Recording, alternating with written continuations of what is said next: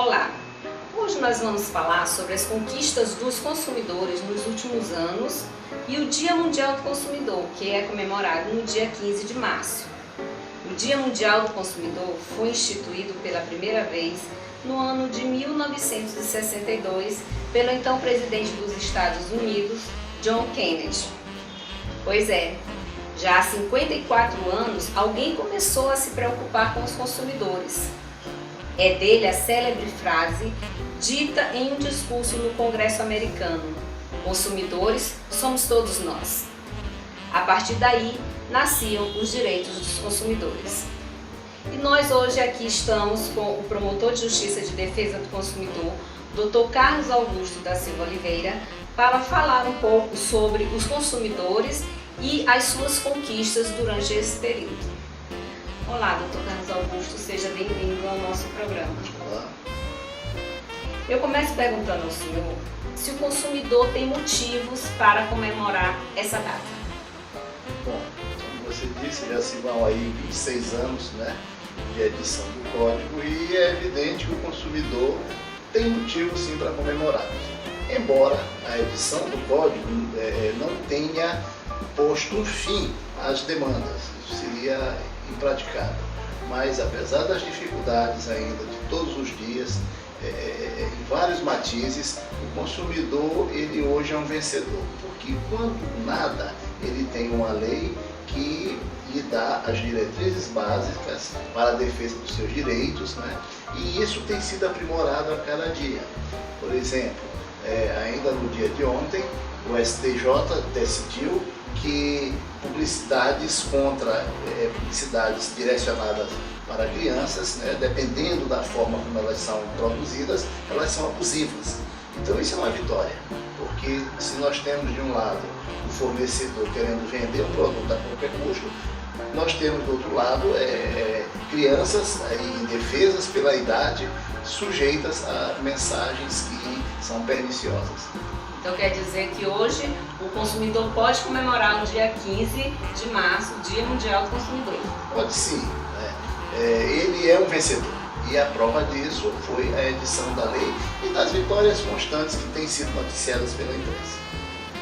O dia 11 de março deste ano, o Código completou 25 anos em vigor. O senhor acha que o comportamento dos consumidores mudou durante esse período? Mudou, mas é preciso que mude ainda mais. E essa mudança ela está relacionada com a educação para o consumo. Se o consumidor for educado para o consumo, aliás, isso é um dos direitos básicos, ele será cada vez mais um consumidor consciente e atento às demandas que lhe são colocadas. E essa educação para o consumo, ela deve começar aonde? Na verdade, ela começa em casa. Cabe aí aos pais, às escolas e também ao poder público, ao governo, em todos os níveis, promover campanhas alertando o consumidor para os seus direitos, para que ele evite aquelas chamadas compras por impulso.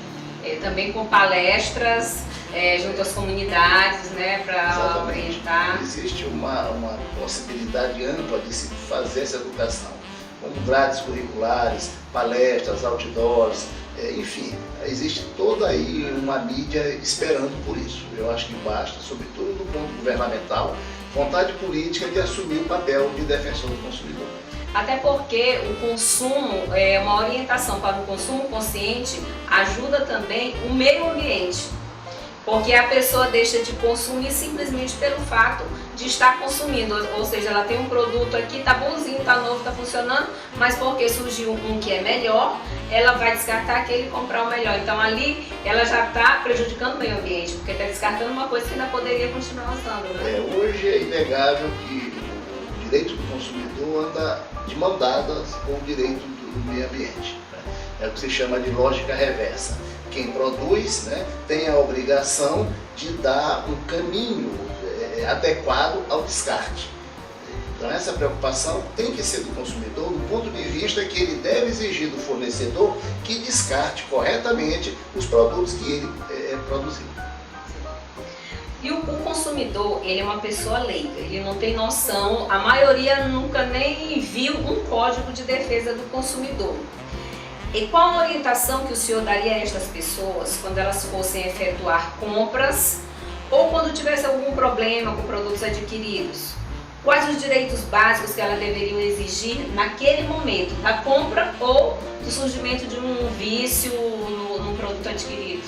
Bom, no ato de comprar, o consumidor ele deve fazer todas as perguntas que ele entender necessário. Ele não pode ter dúvida durante essa negociação, nem com relação ao produto, nem com relação à forma de pagamento, né? Ele tem que esclarecer todas as dúvidas com aquele que está vendendo. Feito isso, né, ele jamais deverá se inibir, né, diante de um vendedor que tem todo um treinamento para a conversa fácil, né, para impingir aquele produto. Então ele deve perguntar tudo e não se inibir. E diante de um problema surgido na relação de consumo, ou um defeito, ou um vício de qualidade ou de quantidade, ele deve voltar ao fornecedor para fazer a sua reclamação. E jamais se calar, jamais achar que não tem direito, que não vale a pena.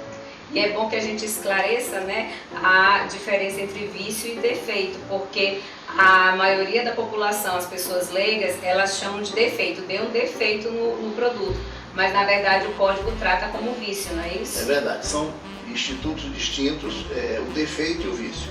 Embora no senso comum nós chamemos uma coisa pela outra. Eu costumo fazer a seguinte diferença: o defeito pode matar, o vício não.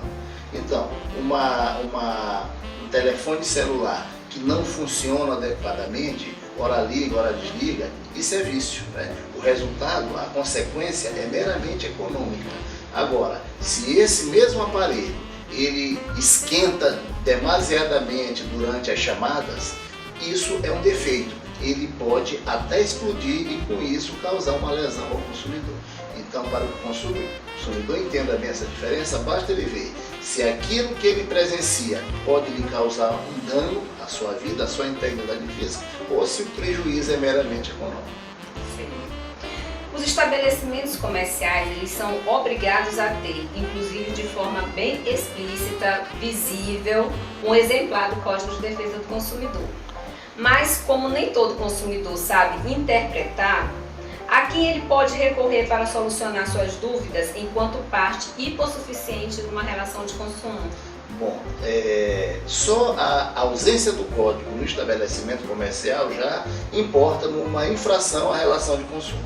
Então, o estabelecimento comercial que não dispõe de um exemplar do CDC, ele já está sujeito a multa, né, em princípio. Agora, o consumidor não é um conhecedor do código como deveria, de modo que ele sempre deve procurar os órgãos encarregados da sua defesa. Ministério Público, PROCONs, defensorias, né? O que ele não deve nunca é achar que ele não tem razão. Então é preciso, e ainda que nas hipóteses que ele não tenha razão, quem vai dizer isto claramente, esclarecer essa dúvida, são as pessoas encarregadas da sua defesa. Então nós gostaríamos muito de agradecer a presença do Dr. Carlos Augusto, que veio aqui hoje para esclarecer os direitos dos consumidores e o avanço que os consumidores tiveram durante esse período de existência do nosso Código de Defesa do Consumidor. Bom, nós agradecemos e queremos dizer que a Promotoria do Consumidor, a nona promotoria, da qual sou titular, que ora funciona no antigo prédio do Hotel Panorama, no São Francisco, encontra-se de portas abertas esperando os consumidores. Se você tiver alguma dúvida sobre algum assunto jurídico, mande mensagem em nossa página do Facebook e nós iremos procurar esclarecê-la através de novas entrevistas. Até a próxima!